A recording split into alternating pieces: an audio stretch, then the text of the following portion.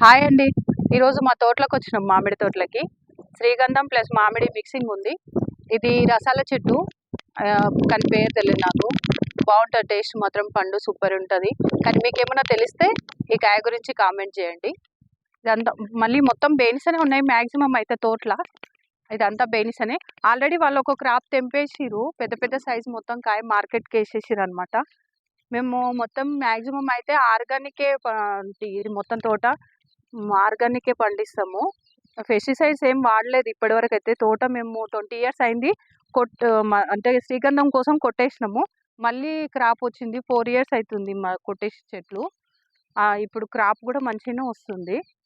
కాకపోతే పెస్టిసైడ్స్ వాడలేదన్నమాట. ఎందుకులే వాడడం అవసరమా, అందరు వాడతారు పెస్టిసైడ్స్, మనం కూడా వాడాలా, ఏం అవసరమా అని చెప్పేసి మేమేం కొట్టట్లేదు. ఎందుకంటే అది న్యాచురల్గా పండించుకుంటే బాగుంటుంది, మనం తినడానికి బాగుంటుంది, అమ్మిన కూడా తినేటోళ్ళకి హెల్త్కి కూడా బాగుంటుంది అని చెప్పేసి ఊకున్నాం. ఇది కూడా రసాల చెట్టే అండి. కాకపోతే రసాల చెట్లు తక్కువనే ఉన్నాయి, అక్కడెక్కడ ఉన్నాయి అన్నమాట. ఇది బేనిసన్ అనమాట. మా తోట ఎలా ఉందో చూసి చెప్పి కామెంట్ చేయండి, లైక్ చేయండి.